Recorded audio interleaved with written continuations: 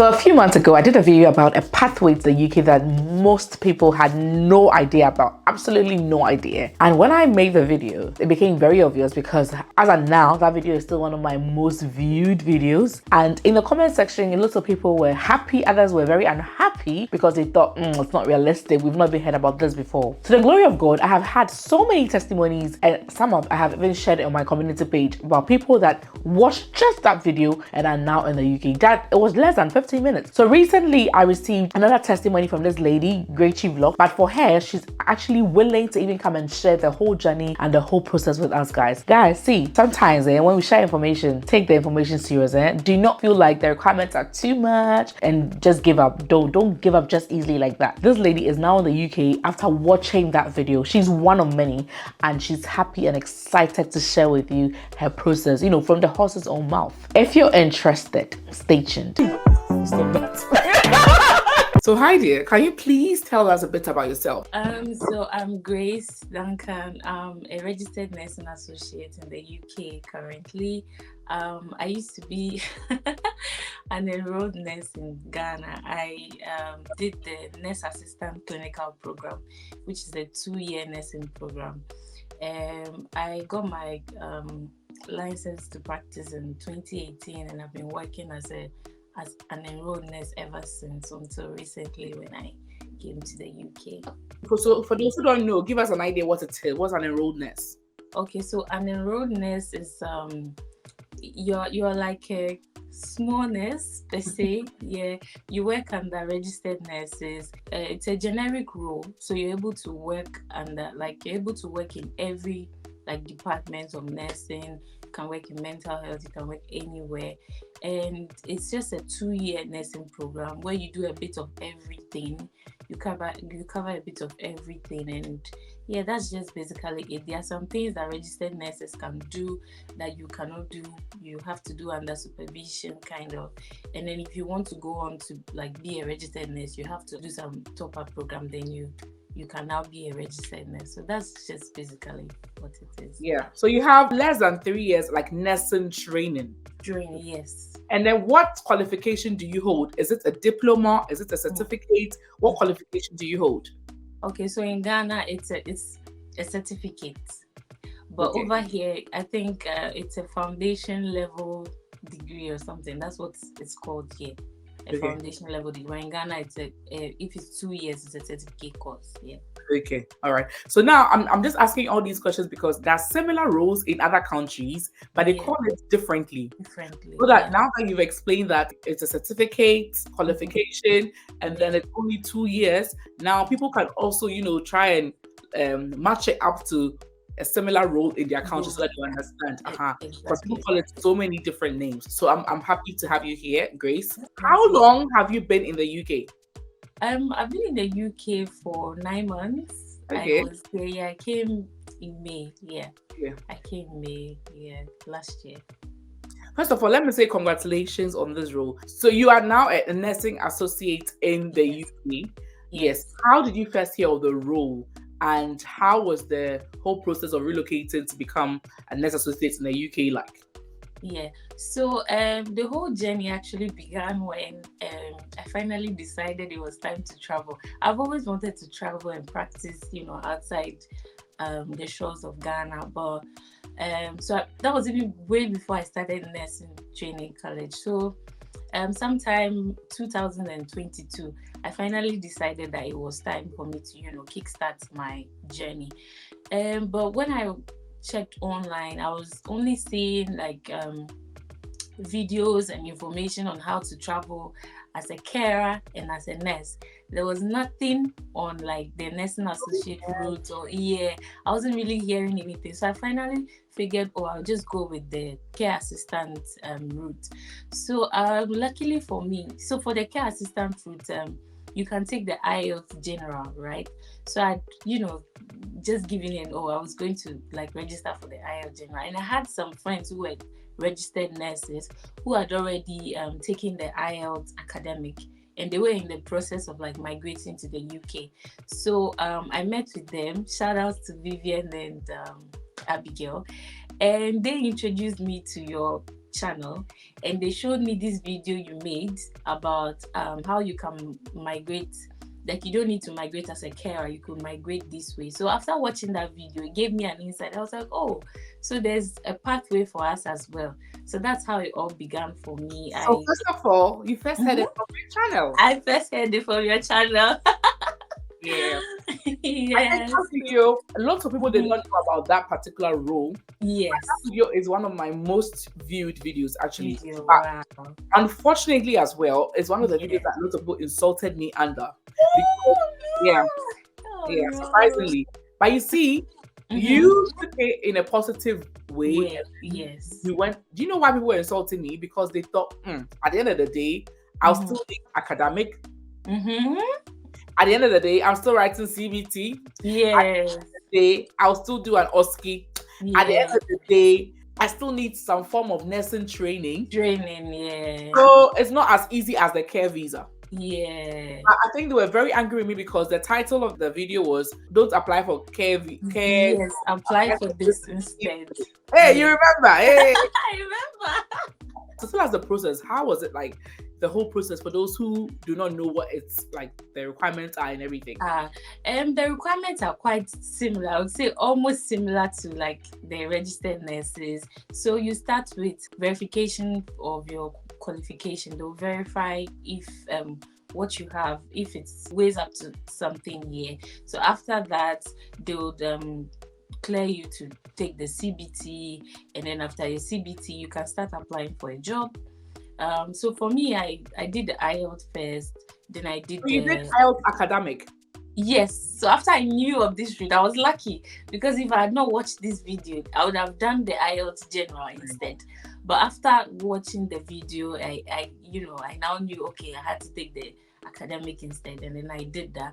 So I did my IELTS, I did my CBT. After that, I started applying for jobs. I did a few care courses actually as well, just to, boost the CV as well. Yeah, I did that, and it really helped me. It also helped in the interview phase as well. And yeah, after that, I was employed by the NHS. I was sponsored. I came. Then when I came, I came and I was working as a care assistant till I finally did my OSCE and became a registered nurse and associate.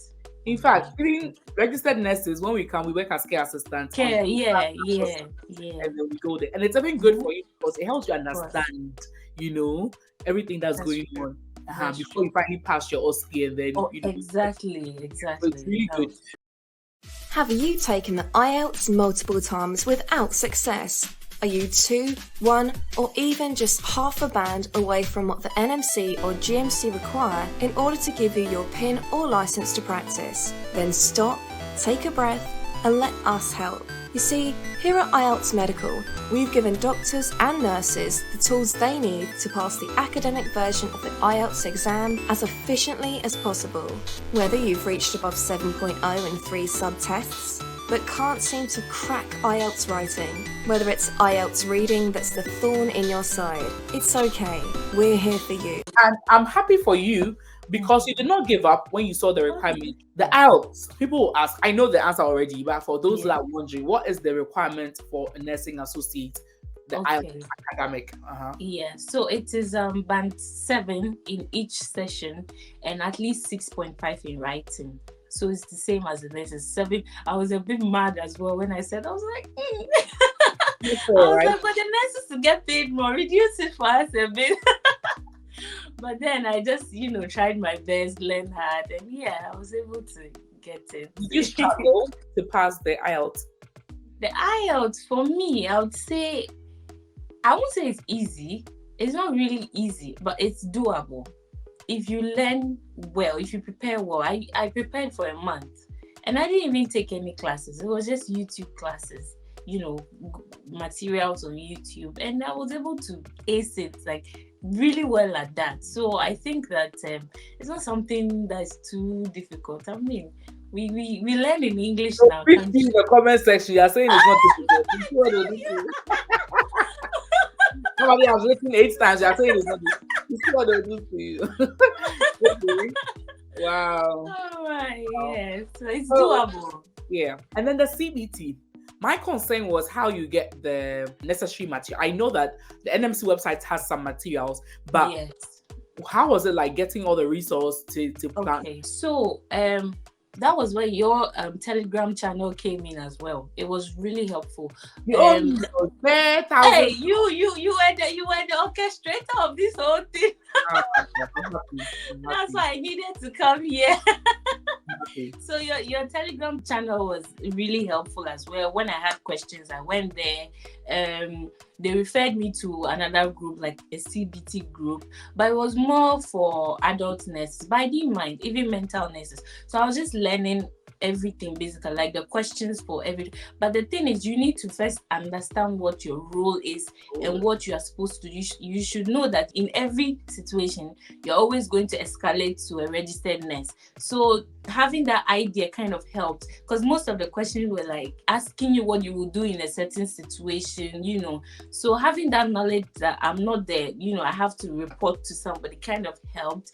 And the care courses I did as well was really, really helpful. It gave me a fair idea of how like things work here, and you know, like their standards over here, and some of the organizations for certain things like CQC and all that. So it wasn't foreign to me when I saw it in the examination. Yeah. And then just the drug calculation, it was quite similar to what we do already. Yeah. So it wasn't difficult at all. So in summary, you would say people should go ahead and download the resource materials on the NMC website, go through it. Yes. Then they can get like a group as well, maybe. Yeah. Or where they can share questions and answers. Yeah. And the care courses. The care courses. Yeah. Don't just say that, oh, maybe it's care assistance. Yeah. No, do it. It doesn't matter. I did it. And it really helped me, I tell you. Really, even the care courses, nurses, especially nurses in care homes, we do them. Like where I work, we have online courses that we have to do, some yearly, some every 6 months, and then other ones that you have to do in person as well. And it's the same as what people are calling care. It's the same thing. Everybody, even if you are coming to work as a doctor from another country and you have no idea how this system is, it will really let you understand a few things. Exactly. So it's really, really good. Wow. Yeah. So you booked the CBT for nursing associates. Yes, I booked it for registered nursing associate. Yeah. And then you were able to write it in Ghana. Yes, I did it in Ghana. Okay. Then you submitted other documents. Yes. Blah blah. Yes. And then you now had to start looking for a job. How was the whole job application process like? So the job application phase was another difficult phase. I would say so difficult because when I see other nurses and how many applications they made, I'm like, oh, I'm even better.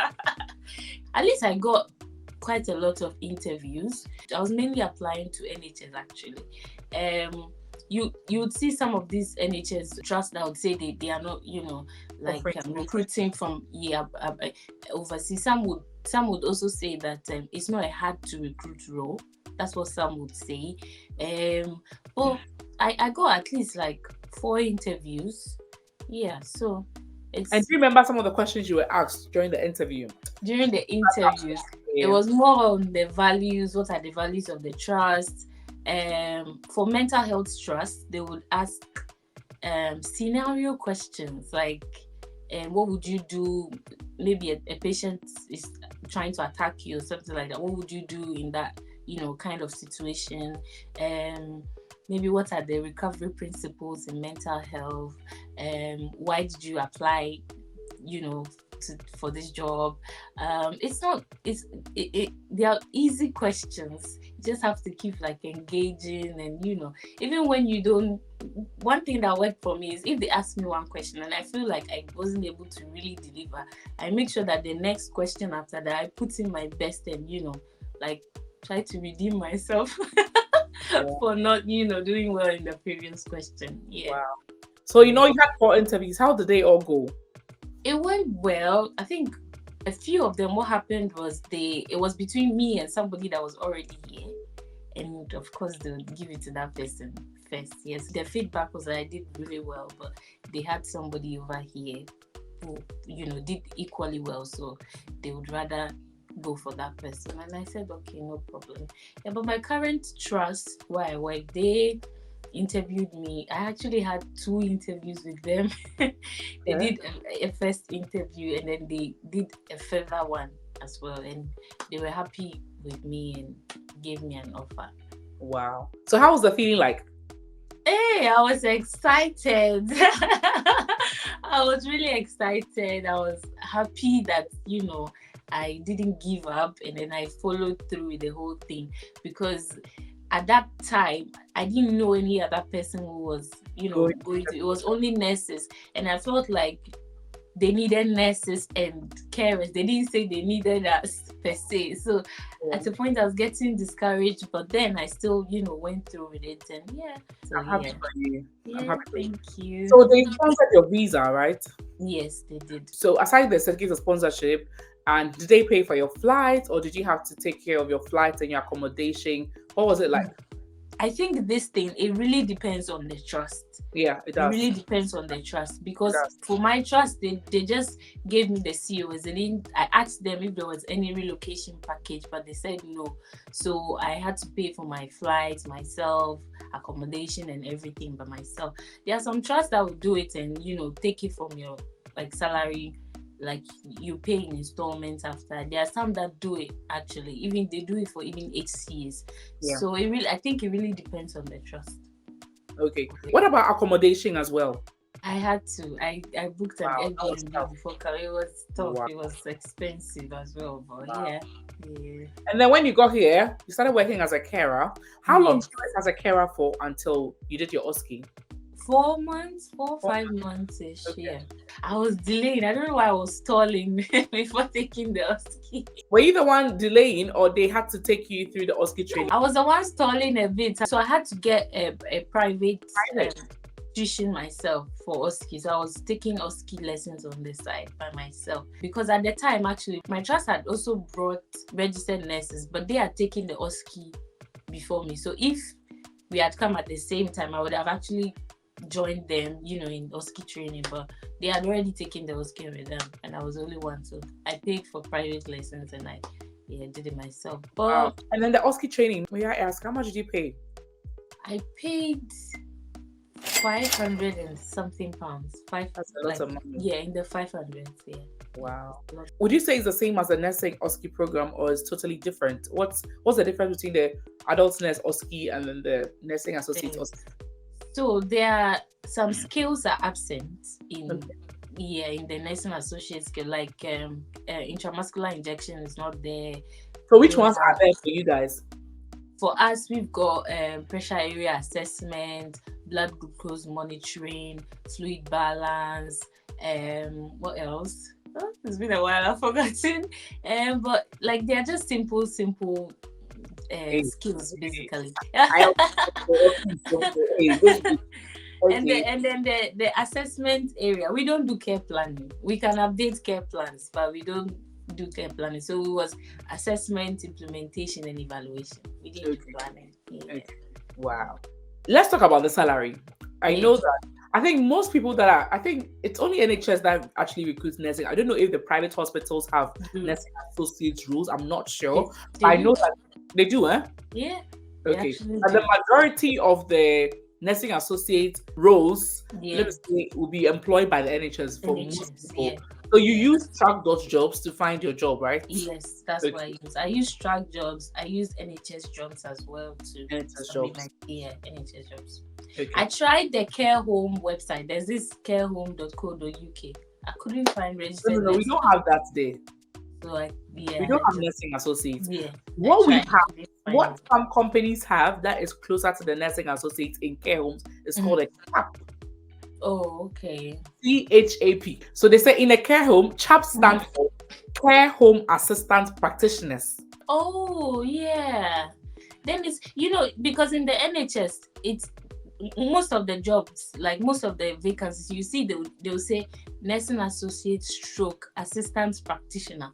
So it could be a CHAP. So So unlike Grace, she went to care home and she could not find a nursing associate role. If you go to care home, you will not find it. Look for staff. Care homes have staff. Exactly. Yeah. That is what is equivalent to the nursing associate. Yes. So look for that. And with the chaps as well, they are in between the nurses, the registered nurses, and then the In care the assistants. HCA. They are higher than the care assistants, but they are a bit, let me say, below, for lack of a better term, below the nurses as well. And they are allowed to give some medications, they're allowed to do some things, So that is it. So for those watching who are interested as well, you can look for chap rules. And let me ask, so what is the salary like after the whole OSCE? You got your line, and you have a license as well, right? You have a license. Yes, I have a PIN. Okay, so that's the difference between care jobs and nursing associate jobs. There is a license. She's registered with the NMC. But if you go to NMC, you find her name there. So what is the salary like? So for the starting salary is £25,147 a year. When I was an HCA, it was like, is it 23? Yeah, so I mean, there's some difference. So like with this, take home in a month is how much roughly? Take home in a month, somewhere around 1,009. The thing is, sometimes I struggle to even know what my salary is because of the NHS enhancements and everything. So by the time you add up everything, you're almost like in the 2,000s thereabouts. Yeah, that's good. Yeah, that's what I make. Oh, I make 2,000. Oh, it's true because now that's what I make now. Okay. I mean, I do just 3 days a week because of childcare. Okay. That's what I do. So it's not bad. You see, it's not at all. It's not. And I saw the difference. When I was an HCA, there were times when I would get like 1,007 thereabout. It wasn't really okay for me. But when I stepped up to, when I got my PIN and I saw the difference. I could, and days where I work a lot on the weekends and maybe that on social hours and everything, it can rack up to like 2,004 thereabout. So yeah, it's good. Yeah. Do you? So yeah, what would you say the challenges of this job role are? The challenges, because now it's like you are in between HCAs and nurses, so you've got to allocate jobs as well to like the HCAs. Leadership is not easy at all. So like trying to get them to do stuff, like do their jobs, is sometimes tasking. And you are just from a new country, you don't even know how things really work here, so it's like you're blind and you're leading people. So sometimes it's quite difficult, and it's like you're less confident when doing it because you feel like you don't know too much. Did you not have like orientation, like where you shadow people? And yes, I'm a preceptee. Okay. For now, I'll be a preceptee until I say that I'm fine and I think I can work on my own. But even as a preceptee, like they are training you to be able to stand and do things on your own. So you still have to do these things, allocate jobs, and also the standards are different. Like the things that my role would permit in Ghana, here it's different. I can't do some of those things like IVs. I have to do it under supervision of an NS. You can't hold CD keys here. You can't take CD medication stock. There's a limitation to it. So it's more of research, and I do that a lot, and I ask a lot of questions. That's why we have practice development team. If there's something you're not clear about, you go to them and you ask them, is this thing within my role? Or because a lot of people confuse it as well, like especially because I did I was an HCA for a while before becoming a nurse. I still have people wanting me to do like HCA duties, and I have to just stand there and say, hey, I'm no more an HCA. It's not wrong being an HCA, but this is not within my it's not it's not different. Wow. What are your plans for the future now? Of course, top up, become a nurse, and that's really what I have to do right now. Even my trust is open to that. They were asking me recently, do I want to top up my degree? There's clinical apprenticeship where they they trust to sponsor you to go and do your degree and all that. Yeah, so What's your advice now for anyone who's actually interested in embarking on this journey to become an listen, educator? I would advise them to take it seriously. And I mean, you had a license in Ghana. It's not nice to be able to still have that going on for you. I mean, we should be thinking of going forward, not going back. You had the license in Ghana, you can do it here as well. It's nothing difficult. And this role is very good because you can work everywhere, so it helps you you're not stuck in one place. You can try different things and then finally figure out which department you really want to work in before going on to then doing your degree. Do you understand? So I think I would advise anybody, the pay is better than an HCS pay, of course, and I mean, you're in between, so it's not like you're not at the forefront making all the decisions. You have somebody to report to and all that, so it's a role that is well supported. I would advise anybody who is an enrolled nurse to give it a go. It's rewarding. Yeah. So on a normal day, briefly, what do you do? You do vital signs, you do meds, you give the You do medication, but oral.